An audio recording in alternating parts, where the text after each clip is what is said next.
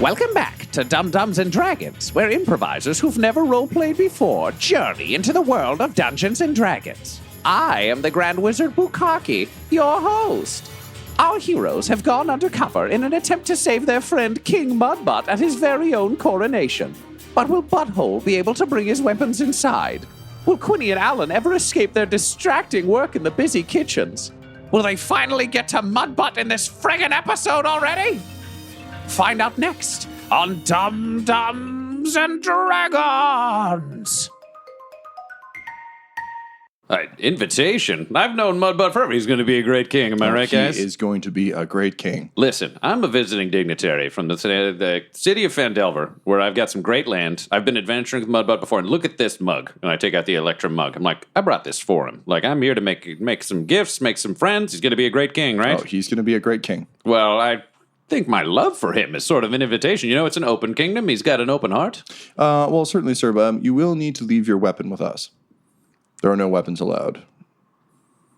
Fuck. Okay. Well, what? Here's my real problem. Where do the weapons go if I'm going to leave it here with you? And then he kind of like shows you there's basically a glorified coat check.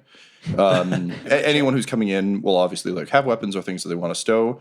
So it'll be locked in a secure space. You can come retrieve it at any time. Okay, but see, I'm like a cleric, and if you look at the armor, like you can see symbol of Moonhammer, symbol of Moonhammer, Moonhammer. This is actually my staff of office. Like this is a holy icon more so than a weapon. I'm a pacifist. Why would you need your holy icon at a coronation? Because everything's going to go great. Mudbutt is going to be a great king. He totally is. And do you want to know one of the reasons why? I've got to give him the blessing that I've got to extend, and I need my holy icon with me to do that. I mean, we want this to be as sacred a ceremony as we can, don't we? He's going to be a great king. We have our own traditions here, sir. And the person's eye starts to twitch. Absolutely. And do you know who wanted this blessing? Mudbutt. If you ask him, he has a hammer of Moonhammer with him. I bet. As we speak. Personally, I'm not qualified to speak to Moonhammer. Well, then I would like to speak to someone who is qualified to speak to the great king. Could I speak with your manager? The dwarf's nose starts bleeding and his eye twitches. Does that mean no? Listen, you're standing here bleeding, and I'm here to talk to a king. Right away, sir. Thank you, sir. And he turns and goes inside. Moments later, he returns with an impeccably well-dressed dwarf who has a sort of sharp, pointed beard.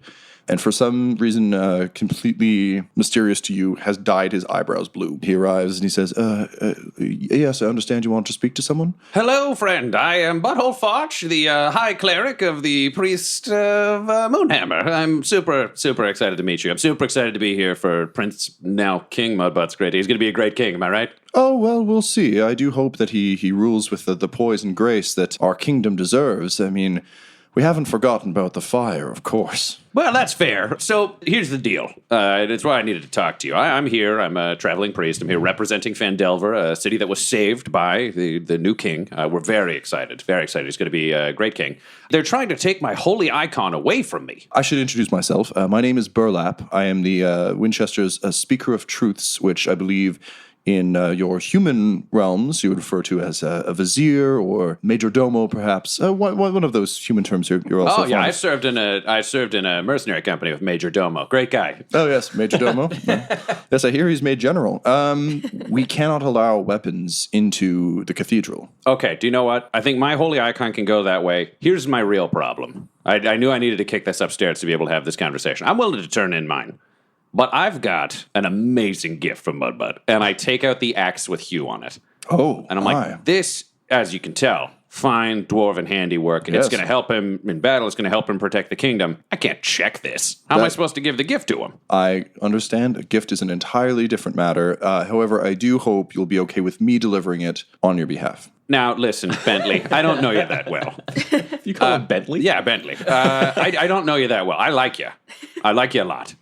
But I don't know if the gift's going to make it to him. I don't know if he's going to know who it's I'll from. come with you. Shit. I cannot allow you to carry the weapon. Oh, that's fine. Okay, if you'll stick with me, then I think we can do this as friends. So I give Moonbringer to one of the guards, and I just grab him for a second, really conspiratorial, and I'm like, just to let you know, you break that, I'll fucking kill you. And then I go inside. Burlap takes Hugh in hand and sort of leads you in through the main doors into the cathedral. Essentially, you're in a very large room, very high ceilings, It feels almost a little bit like a cavern as part of the design. In front of you, there are a number of tables festooned all over the room at sort of odd angles. You can see they have stools filled with revelers. Everyone seems to be talking and, cheerful, buoyant. People seem to be raising glasses. The room seems to have some kind of enchantment on it where there are crystals in the ceiling that are kind of sparkling different colors. In the center of the room, you see there is a raised pedestal where the body of Grimebottom is in state. So, the head's been wrapped. There's like a coin over each eye. He's in armor, holding a sword. On the west side of the room, there's a stage. You can see a band performing. There's a beautiful elven singer who is currently singing a very sort of haunting song. She's got a backup band playing. There's a door just south of that. You can hear some clinking. Sounds like there might be some prep going on there. There's basically doors on either side of the stage leading out. There's a door in the northwest corner of the room. And most importantly of all... Yeah, I was going to say, where's my main man? The north end of the room, in a large stone throne, sits the one, the only, Mudbutt. What's this, water? Get this away from me! Where's my rum? Yes, Mudbutt is sitting kind of draped over the throne. You can see that he's wearing much better armor. You want to tell us what you're wearing there, Mudbutt? Mudbutt is wearing, if you saw the Thor movies, kind of like what Odin wears. Okay. So it's like resplendent, like golden armor with a lot of like spikes on it. And he's got this jeweled horned helmet on, which serves as like a crown. Right. Behind him, there's like a little plaque that has his famous axe on it. And it's big enough that he can lie on it, the throne. And Is Richard perched anywhere? no, Richard is not there. Okay. So I lean over to the guy beside me, and I'm like, I like a man who lounges. Don't we all? It's a good lounge throne. Looking around the room, again, you see sort of a bunch of very well-dressed citizens sitting at the tables. Refilling the jug is a gnome who seems to be in very fine butlering garb.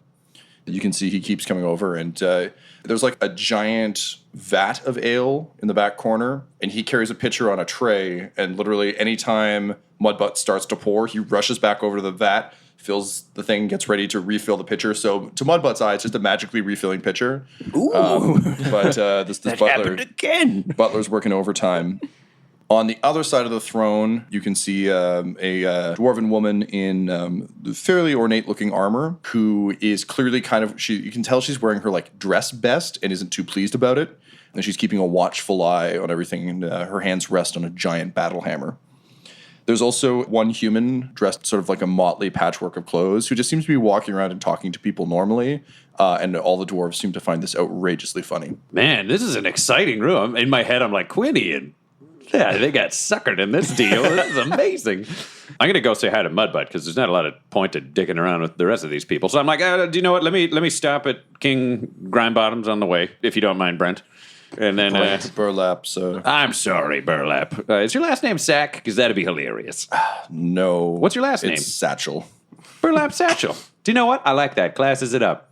Thank you, sir. I like you, buddy. All right, so let's go say hi to the dead guy. We walk up to the center of the room. Is it on like a raised dais or something? Yeah. Think, the carved tombstone kind of thing, except rather than the tombstone, it's the body. It's in a clear place of honor. All right, so I will walk up like an appropriately respectful distance. I don't know if there's like a velvet curtain or something where like, don't touch the body. I'm not going to touch it, but thought about it.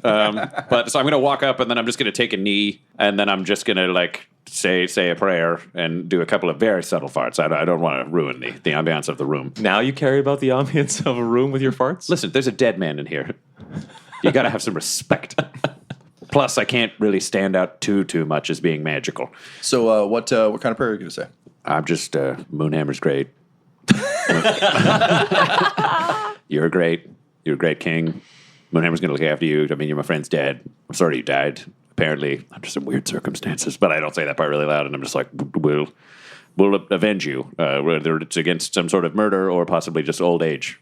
I'll kick old age's ass for you, Grimebottom. You handsome bastard. You feel, as you're saying this prayer, that, you did a good thing. This is the kind of thing Moonhammer respects and the kind of thing Moonhammer loves. And you find yourself with a point of inspiration. Oh, man. I got some stank in my bowels. One point of stank.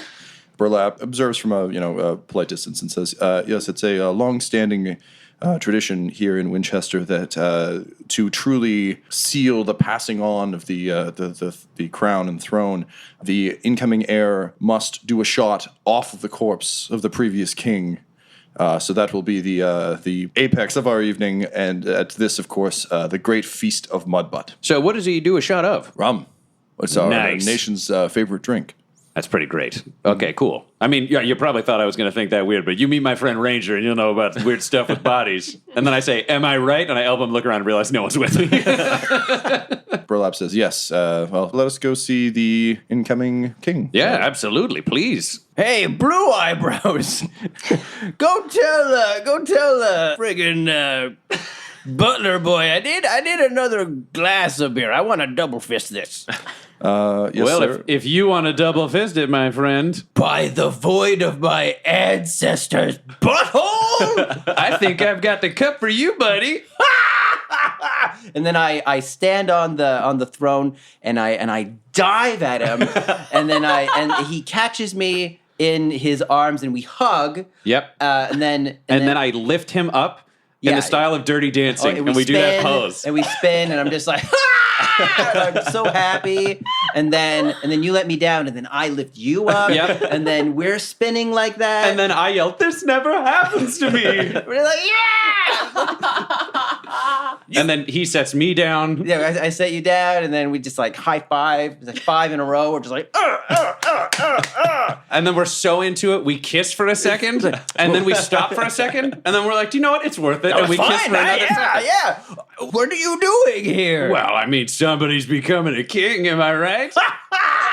Somebody's you. Who, me? Yeah. So I reach into my backpack and I take out this. So on our previous quest, we found this hammered electrum dwarven decorated mug, and we were like, "This is somebody's birthday. You get in there," and I give it to him. Is this a decorated mug? An empty decorated mug? Not for long. The gnome comes over and says, sorry, sir, allow me to fix that mug for you. Yeah, fix it. Pours ale into the cup. Oh my god! These diamonds make it taste even better. Come here. I gotta sit down on this thing. Okay. Do you want me to join you? Well, I mean, you can stand beside. Yeah, I'm only allowed on here. Oh, okay. If all these guys and girls out there, Hey, Bollywood Bill, can you get me a chair there, my yes, friend? get him a chair. Mr. Satchel? One of the nice ones from the back. You know what I mean. So Burlap nods, and he turns to the gnome and he says, Glee Diddle, please go get one of the good chairs. It would seem that our incoming king has a friend. For the record, Glee Diddle, big fan of your name. He says, thank you, sir. Do you know Fiddlesworth? No. Okay, listen, this may seem like a weird thing that I keep bringing up, but you butlers should start a union. Don't give him any ideas. No, trust me, it doesn't affect the pay scale. I did this with goblins. Oh, okay. They protect the rightful king. They got a real problem with usurpers. It's fantastic. Oh, okay. Well, Yeah. I'm not king yet, but I'll consider it. And I Nice. do a really big wink at him. And then I lean over to Burlap, and I'm like, also, Mudbutt, if you thought that mug was cool, Burlap, get over here. And I'm like, can I hand it to him, Burlap, or does it have to be you? Yes, you can hand it to him. All right, so I have him hand it to me. I have, it's like a dwarven battle axe. It's super ornate. It's magically charged. And I'm like, we got you an axe. And if you look, its name is Hugh. It's got H-E-W spelled on it. What? Is this my birthday? What is that? Yeah, you're going to be king. So I hand it to him, and I'm like, that'll really fuck up anything that's wood. But it'll make you scared of the woods. Oh. Well, okay. Yeah, it's the thought that counts. Okay. It's like a slap and a hug. Tell you what, I'm gonna get Glee Diddle to just hold on to that, and he'll put it with my things in my room. Glee Diddle! Glee Diddle is dragging a chair that's twice as big as he is. Christ Almighty! All right. And he drags it up next to the throne and he says, yes, sir. Okay, you're gonna need to take this. Oh, here, Mudbutt, I got an idea. I've noticed, looking around the room, it doesn't seem like you've got a ceremonial bodyguard. And I think, as a king, you certainly deserve The one. captain of the guard is standing nearby in clear ceremonial garb, glaring at you. Yeah, Wait, yeah. hold on. Hey, no, there's this guy here. No, He's, that's true. But I'm talking ceremonial, as in they're not very good at their job. Clearly talented. If you want to show you're a big king, you got to have a ceremonial guard, which means it's just bullshit. And I think I'm a great ceremonial guy. I mean, give me an axe. I don't know how to use it. I'm a hammer guy. So what if I just stand beside you? We can make some jokes. You become king. Also, I have a secret to tell you. We should leave this room. Well, I should probably talk to Commander Orgy about that. Commander, I mean... Sire, the feast is about to begin. Oh, the feast. Besides, I Oh, don't you think gotta your stay for the uncle would feast. approve. Uncle. All right. Well, listen, I don't want to step in where I shouldn't. You know me, I defer to Mudbutt like nobody's business. But I'm pretty sure Mudbutt's uncle isn't going to be king. So, what Mudbutt wants, Mudbutt should get, right? Oh, but the feast. Oh, no, I'm pro-feast. Oh, yes. Well, then, what are we waiting for? Let the feast begin! Smash cut to Ramsay going, oh, fuck. He said for the feast to begin. Oh, God, I told him not to start until we told him we were ready. So, while the craziness is ongoing, I'm like, you better get on that feast, Glee Diddle. And I just pat him along, but I take Hugh and I just sit with it beside me at my chair. And I'm like, Mudbutt. How's the chair? Oh, this is amazing. Isn't it? Glee Diddle kills it. You know, that dude it's like, knows I don't what's know, up. feathers, or I don't know what. Oh, man, and I will tell you, Burlap Satchel, give that dude a raise. I love those eyebrows. Oh, all right. All right, but I don't get it. So here's the thing. There's some stuff going on. Don't you tell me about it? Look at this, it is crazy. Uncle Gideon told me it's like my birthday, but for like a week. It's Okay. like a week of birthdays. And endless beer, and this is like my 5th feast today. Do we have any animals left in the kingdom? Just so much food. I really just need you to listen for a second. Oh, hold on a sec. Butler! Go get Ramsay. Tell him I'm ready for my 6th course. Ha! Very good, sir. So I use thaumaturgy to make my voice really loud in one of Mudbutt's ears so that he can hear me over himself. Ooh, ah. And I'm like, okay, I need you to listen first. No, act normal. Get your hand out of your ear. Pretend this is totally normal. I'm here. Goblin Jr., Queenie, and Alan are in the back. What? They came too? How's Goblin Jr.? Oh, Goblin Jr.'s doing so good. Goodness gracious. And then I'm like, in my ear, I'm like, just drink a drink. And then just listen to the story. Tell me about that. They're hiding in the back. Uh-oh. We got a message from the Harpers. Somebody's here to kill you. The Harper? Oh, my Always God. Mr. Harper.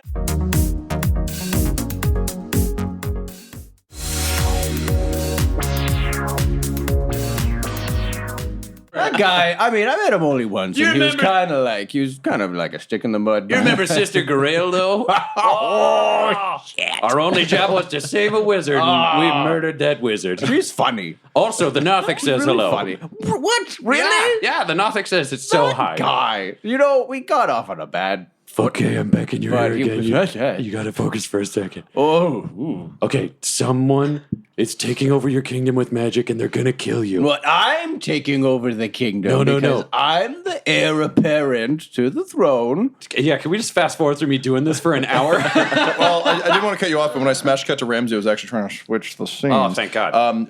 So as you're having this conversation, the one human who's wandering around talking to people, which Mudbutt points out is Kevin, the court jester. Friggin' Kevin. He's just like a regular dude, but that's really funny to dwarves because like they don't know any humans. So Kevin's wandering around, and you can see sort of having conversations here and there, and kind of like does some little gestury dance for a very stern-looking dwarf who's wearing an extraordinarily fine hat that Mudbutt identifies as Gideon, his uncle, who is not Mudbutt's biggest fan, but has begrudgingly been kind of giving him advice about the upcoming coronation. Eventually, though, you see Kevin is just walking around. He's talking to people, and he's really trying hard to get the attention of like this one table.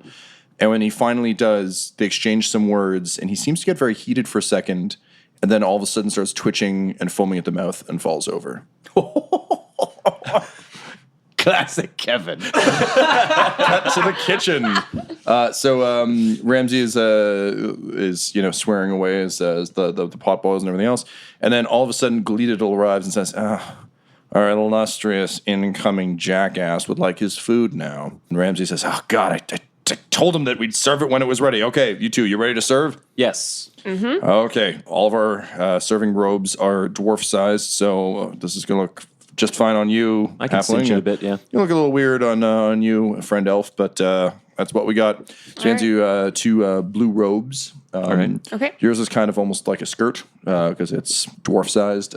Quinny fits you pretty well. All right. Yeah, it's a little big, but Yeah, a you'll little live. baggy. That's okay. So you guys grab trays, and Ramsey's like, go, start serving. Goblin Jr. looks up and goes, Snarf? I can't have a dog out there. You hang out with me. Snarf, snarf. Dog in the kitchen's fine. That's totally up to go. And he just turns back to the soup. Have you seen Mudbutt? This is personal hygiene. This is as clean Fair as it gets. What do you guys want to look for? What do you want to do? Is the gnome still in the kitchen? Yes. I'm like, is anything weird going on? Have you noticed anything weird? Weird. I mean, aside from the fact that they're making that piece of shit, no good town burner king, you mean anything other than that? Yeah. Yeah, no. Other than that, I think we're all good.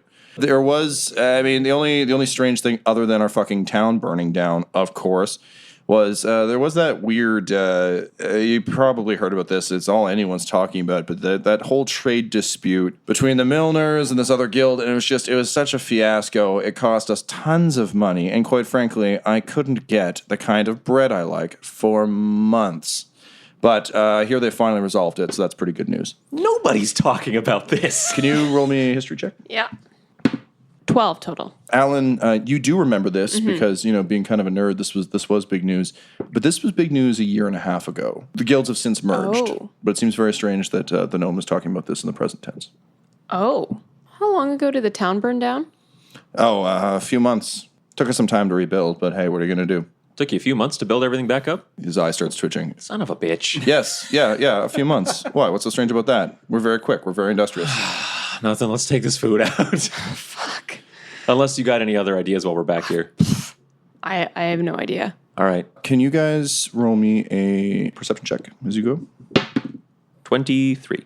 23. I have 11. Great.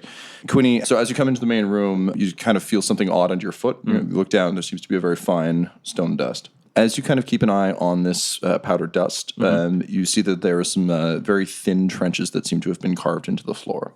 I guess since I'm out now, I'm going to make eye contact with Butthole, just kind of like get an idea of where he is, where he's at. I want to start, I guess, passing out whatever I've got on my tray.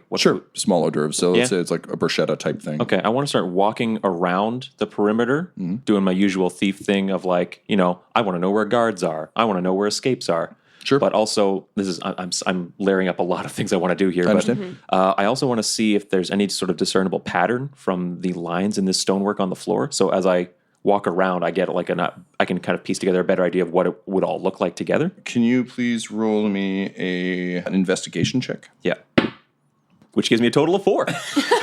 Cool. And I then- get lost. Great. Limes. And I also need a insight check and a perception check, please. Insight rolling. 18 for insight. Okay. And that was investigation, was it? Perception, Perception, I'm sorry. And so that's going to be 24. You go around, you start handing out hors d'oeuvres, and you can hear sort of like little snippets of conversation. It seems like there are a few things being discussed. You hear people saying like, oh, talking to each other about like, oh, I can't believe how out of proportion they blew the whole fire thing. It wasn't really that bad, blah, blah, blah. Right. However, with your insight check, what you start to realize is that the same conversation is being had at almost every table, just in different At different points in at the different points, conversation? and it all seems to be circling the same sorts of things. How great a King Mudbutt's going to be, how the Okay. fire was blown way out of proportion, how Grimebottom died heroically in his sleep, but will always be remembered as like the greatest king that Winchester ever had. Right. You can't really make out what is carved, but it seems to be almost the entire space of the room. What you notice, though, as you're kind of looking around, looking at the lines, is there is a feather that seems to have been sort of kicked under a table that looks to be one of your dear pal Richard's. I stoop to pick up the feather and also check under the table. You don't see Richard under there, but Right. a little distance away, you can see another feather. I'm going to go for that feather. As you go, you can kind of see there are a few of them that lead to the door that is... The door on the opposite side of the stage from the kitchen. Yes. I'm going to circle back to Alan, who I'm assuming is also serving appetizers and stuff. And before we find out what you do there, Alan, what have you been up to since you got back into the room? I noticed we had an elf on the stage, right? So I'm kind of making my way past the stage and just kind of getting a check because something is really weird, and I'm just like checking out the people who seem out of place here, and I want to do an arcanic check near the Sure. elf, and that's 19 total. As you kind of like reach out with your senses, it's overwhelming how loud the static is, and you'll take 2 points of damage. Fucking hell! Blinding, spiking headache. As you approach, though, you're, as Alan, kind of always expecting that people will be excited, but the elf doesn't even seem to see you. Her gaze drifts over you, but doesn't stop. All right, I'm just going to circle around the rest of the room and drop some hors d'oeuvres off at a table on the far side. Who else have we got around the throne right now? Augury, who is the captain of the guard, to the northwest of the throne. Okay. Butthole next to the throne. Mudbutt Yeah. is on the throne. Currently, Kevin the court jester is talking to a man in an exceptionally nice hat. Has he collapsed or is he up now? Not yet. So are we spinning at this point? Now, this would be around the time that you're trying to, you're pointing at your ear and saying, assassins! All right. Glee Diddle keeps sort of coming and going. And then from the door in the north, you see the door open, and a very aged dwarf woman with a very kindly smile and very nice jewelry seems to sort of come in with shuffling steps and starts making her way towards the throne. Quinny, you've come back over. You're now with Alan. All right. I fill her in on the things that I've seen, specifically opening my hand and showing her a clutch of feathers. I'm like, I think this is Richard. Do the feathers lead to somewhere? Or are they lead to the Have I the spotted door these that is guys? to the right of the stage. Yeah, Okay. yeah, because All right, he made eye contact with you. I'm kind of watching you guys while I'm telling you, trying to tell him about the assassins. And if you, I'm just waiting for the sign. Because if you guys need a distraction or something, that's my job. Right, yeah. All I can say is there's so much magic in here. It is painful. Everyone has, he's a great king or whatever. Every time we seem to go off script from that, people seem to freak out. Do you want to stress test this magic thing and just start chatting up people at different tables about weird shit? Yeah. Yeah? Yeah, okay. Let's do it. Okay. You move towards one table. You come within earshot of the court jester and the man in the hat. And he's like, well, that's preposterous. They blew it way out of proportion. The fire wasn't nearly as big. And Kevin's like, no, it fucking burned down. Don't you remember? And then suddenly starts foaming at the mouth, twitching, and falls over. Are we still within earshot of each other? Yeah. Okay. I say, abort. So people there's a bit of commotion. Mudbutt laughs from the throne. Classic Kevin. And I jump to my feet and say, well, I'm a healer, Mudbutt. Maybe I should go fix him. Clearly he's a defective human. Get over there. So I walk over and I just point randomly into the crowd at Quinny and I go, you, sir, where should I take him to get him healed? Oh, sir, the backstage here would be great. Just through this door here. So I pick up Kevin and I'm like, don't worry, we got this. Okay. And I walk out through that side door and I'm like, I'm going to need two people to help me, you and you. And I point at volunteer. Quinny I have a and healing Alan. potion. Oh, Let's perfect. heal this person. All right, we got this, Mudbutt. We'll be back in a second. See you later. Right, so you guys drag Kevin. Meanwhile, Mudbutt, you sort of watch as this happens, and you're happy to see that your great aunt has finally come back down from upstairs. She was getting ready in her rooms. And she greets you warmly and says, Mudbutt, dear, how are you feeling about the whole coronation? Oh, Giltrude, you look wonderful. Oh, thank you, Oh, dearie. give me a hug. Oh. So Gilderood does the same hug pattern that you did with Butthole, where she lifts you up and you lift her up and then spin you around. Did they do the kissing? No. No, yeah, we don't do that. No. Bridge too far, dearie. Yes, And thanks, she pats your hand. So she kind of stands next to you at the throne and sort of looks out over all this. She says, so how are you feeling about all of this, Mudbutt? This must be a lot to take in. It is a lot to take in. I wish I could find Richard. He'd know what to do in all this. Oh, you haven't seen him? No, and when I returned, after that party, you know which one I mean. Oh, yes. I woke up in my chamber, and when I looked in Richard's little tiny Richard bed, he wasn't there. Oh, that's so strange. I mean, everyone I ask says he must be off getting me a gift or something. Oh, But I that mean, sounds like him. I he wouldn't doesn't worry have too money. much. I mean, where's he going to put a wallet? Oh, never you he's a mind, Richard. dearie. I'm sure it'll be fine. I just wish I could find him. I'm sure he'll turn up. And besides, today's a big day. You won't have time for your Richard today. Oh. Not on the day that you're to be thrown. It's the Feast of Mudbutt, after all. Oh, yeah. Which is underway, no doubt. Oh, yes. I believe it shall be underway shortly. As soon as the food comes, we really must speak to Ramsay about the service here. Friggin' Ramsay. And Gideon hasn't been giving you any more difficulties, has he, dearie? No, just the old side glance when I try to fight someone or when I try to flip over the throne. I don't like this new throne. I like the traditional one better. Oh, yes, the throne of bones. Yes. The traditional throne of Winchester. Well, correct me if I'm wrong, but aren't we supposed to add the skull of my father to it? Oh, How yeah. are we going to continue with the tradition. Oh, it's just a shame it was lost in the fire, dear. He'll just have to put up with this new one. I guess first Richard, then the magic throne of bones. What's next? My new mug? Wait, where's my mug? Crap! Damn it! You find it. Gleediddle comes out with it being like, I was just refilling it for you, sir. Thank you, Gleediddle. As soon as the food's been served, we'll refill your special shot glass, and you can go do the official drink that will finally kick off the Feast of Mudbutt proper. Ooh, I can't wait. Cut to side room. I don't know about you guys, but this is building legitimate tension and anxiety within me, and I'm going to be so too. relieved when I get to take out my sword and just start stabbing things.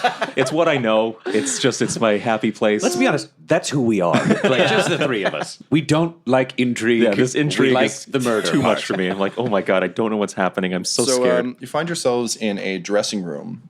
Seems to be sort of recently readapted for the stage. So there are in the north, east, and south walls, there are small tables with sort of a highly reflective hammered piece of metal, sort of operating as a mirror. There is a dressing screen in the northwest corner. And in the northeast corner, there is what looks to be a cage with a sheet over it. Okay, I'm going to turn and just lock the door behind us so we don't have anybody walk in. Okay, Good call. I didn't actually even think of that. I quickly throw a hold of the feathers. Like I think this is Richard, and I go to the cage and I pull the sheet off of it. Inside, you find a falcon whose neck appears to have been snapped. Oh, fuck. That's not Richard, is it? He was once. Are you serious? We found dead Richard? This my is so God. fucking Holy dark. shit! I'm like, where did you guys leave Goblin Jr.? He's in the kitchen. Do you know Where what? the food prep is being done. He's an armored wolf. I'm going to have some faith in Moonhammer about this one. And if I'm wrong, I'm going to kill that chef. So let's just accept. I'll help you. So here's what we know. We got to fucking focus here. Okay, I'm just gonna do a check behind how- that screen. She's going to do the screen. I'm going to check on Kevin because I don't actually want him to die while we have a conversation. Can you do anything about this? And I point to the dead bird. Unless it died in the last 60 seconds, no. Do you want to reach deep inside yourself and attempt it? I found these feathers out there in that room. Oh, fuck. Yes. Okay. All right. We're gonna go for this. Richard can't even talk. This is gonna. And then I go over to it and I'm like, and I just start like burping and farting like rhythmically back and forth until my whole body. It's almost like you're hearing an accordion. You know, it's like and I'm alternating. It's getting faster and faster. And I reach out to the cage and I hold out my hands. And then two magical butts appear in my palms, and they start farting back and forth, and I'm just holding it, and it's creating this like blue glowing cloud of farts all around Richard, and I'm like, Moonhammer! And then in a last blast of a fart out of every orifice, including my new two hand butts, it just blasts magic into the body, and I lay a hand on it. You've never attempted something like this. You've always heard that, those who truly believe can raise the dead. From what you can tell, and, as Alan is checking the screen, like also checking Richard, it seems like Richard has definitely been dead for more than 60 seconds. However, you feel more powerful than you ever felt. You can feel tremendous amounts of energy traveling through you. And with a reverse cracking noise, Richard looks up to you. He goes, "Grrr!" And I just sing him the song that Mudbutt usually plays before. It's like, doo, doo, doo, doo, doo. And I hold out my arm, and then we just hear, "Caw!" And he lands on my arm, and I go, "Ah, Richard!" And then we've got him. Then I'm like, okay, now Kevin, though. Yeah, all right. So Priorities. I just look over Kevin. If he doesn't look like he's dying, then we don't need He to. definitely looks like he's dying. He's convulsing and foaming at the mouth. Ah, fuck. His Okay. eyes are bleeding. So I'm gonna reach down and I'm just gonna do like a level 1 cure wounds on Kevin. Where I'm just like, fucking Kevin. I just lay a hand on his forehead and I just like fart and it goes up his nose and I'm like, whatever. Cool. So you do so, and as you do, he locks eyes with you, and he says, "Thank you," and then he bursts into ash. Holy shit! Wait, guys. What did you do to him? No. Relax. I figured this out. These people are all motherfucking ghosts. Yes, they are. They're all bodies. Nobody in this fucking place is real. Holy fucking shit. Oh, God, These are all yes. fucking I take ash. out my sword. I'm like, I have absolutely no hang-ups about killing ghosts. Oh my Guys, God. Thank you for okay, just... No. Stop. There are a lot of them, and we don't know how strong they are. Some of them could be real. Some of them could be fake. Some of them could be leashes. There's a million things they could be with undead, which makes me deeply uncomfortable. What do we know about that room? That room? Yeah. Oh, out so there. so yeah, what I know from Mudbutt, we got his uncle Gideon, who's pissed off, which makes me think Gideon might be real, might not be, but Gideon is like there's something aberrant about Gideon in that he is not. Everything's going great right now. We've got his great aunt, who he keeps mentioning. Haven't met her, but theoretically, there's another possibility. We got the butlers, but have you seen anything of that? Are they under the spell? Are they not? Yeah, the staff are under the spell too. Kitchen staff. Yeah. Fuck. The Okay. gnome. The sauce. They mentioned the sauce back at the house. Do we know anything more about sauce? It just tastes good, man. I don't know what to tell you. As you were delivering things, you did notice that there was a bottle of sauce on each. Each table. Each yeah. table. Yeah. Fuck. Okay, here's the problem that better we're not be dealing with. people. Here's the problem that we're dealing with. Our problem is, listen, I like the guy, but Mudbutt's an idiot. So I've been trying to tell him that something's going on weird, and he is not How's that listening. going? He's very happy there's a party. So, I mean, good in one way. He's having a great time. Bad in another, that he'll probably still get murdered. Okay, look, bird corpse in a bird cage in a room that Mudbutt would not normally be in means that someone or something does not want Richard out and about. So we might be able to set something off by letting him out there. True, but we blow our whole wad the moment we let Richard out of this room. So here's what I'm thinking. And I looked at Richard and I'm like, you got to be in on this one, buddy. Is there some sort of cloak or something in this room? Yeah, I mean, it's a dressing room, so there's all sorts of Great. So I'm just going to throw on like a sexy cape because that feels like something I'd earn for healing somebody. And I'm like, Richard, I got to hide you under this cape because I don't want him to get murdered by somebody coming out the door. The guard could shoot him. It could get really fucking weird. Yeah, okay. I mean, Okay, how do we get him in the kitchen? I just want to get him out of this throne room if we can, because if we reveal Richard in the room, then everybody's a zombie and we could all get murdered. I want to get him in a separate room. We should be going back to the kitchen anyways to get more food. Yes, but how do we get Mudbutt in there? I'm not good at this kind of planning. All I do is celebrate the party with them. Guys, I have a great time with them. I can't stay focused. all right. We tell him that this feast is buffet style. Got to take your plate and you got to go there and get your own food. He'll just send Glee Diddle or Bentley or Farfenschlagen. I don't know anyone's names. Wait. Okay, he doesn't know you guys are here. So Right. let's pretend this thing we organized with Kevin was a trick. Alan, you go back to the kitchen Yep. and stay hidden. I'll bring you, because I've already given him 2 presents, so you can say that there's a 3rd present and then whisper in his ear that you've got a present for him in the kitchen. You found Richard, but he has to go get him himself because Richard won't trust anybody. And then I'll keep Richard hidden and we'll go in the kitchen and then we'll be like, we gotta get the fuck out of here. Yeah, that could work. Yeah. Just as a potential backup plan, if people start getting suspicious of us, I gestured to the bottle that I pocketed of the Worcestershire sauce. Just smear this on your nose and act like something's wrong. I figure that if Richard gets out, smear that on your nose and say, stop that bird, because we're all evil ghosts, right? And that should put that fire out immediately. Yeah, okay. Yeah, why am I putting it on my nose? Nosebleeds, man. Everyone has nosebleeds and shit. Oh, I'll just punch myself in the face. I'm going to stick with the sauce, but okay. Okay. So as you're having this conversation, the feast is in full swing. A hush falls over the room as Glee Diddle places the ceremonial shot glass on the chest. Oh, I lean over and of I'm like, this shot glass thing is bad. That means the coronation happened. Should you be drinking that? Or? Gilderud takes your hand. Gideon's on your other side. And the 3 of you start to make your way towards the shot glass and your destiny. Shit. We can't go up and talk to him now. No, we can't go up and talk to him now. Okay, so I lean back under the cape and I'm like, Richard, this could be the only way for you to save Mudbutt's life. Here's the deal. We let you go. You got to get that shot glass and get the fuck out of here through the kitchen. I smear Worcestershire sauce on my face. I take out my bow. I'm like, I'm going to try and quote unquote shoot Richard. But just get anybody who's going to fuck him up. Yeah, Deal? exactly. Okay. We're going to do that, and then this is a very short-term plan. But if Richard gets out of here, we can. I'll lead the Grab chase him after. and take him. I'll lead. Do you know what? I'll stay behind because I'm on Team Mudbutt. Yeah. You guys can be the ones who take off after Richard, and then I Yeah. can turn around and blame it on you. And Yep. get the fuck out of here. Okay, Yep. Richard, are you up for this? I'm going to accept that that's a yes. Okay. You guys ready to go? Yeah, I've got my crossbow bolt into Yeah, and like I've got in my hand. short bow Just ready. drawn. And then I'm just like 3, 2, 1, and I throw back my cape. Mudbutt, you're currently leaning down to pick up your shot glass when all of a sudden, screeching as loud and as passionately as you've ever heard, it's Richard. Richard? Wait, let me get my flute to see if it is him.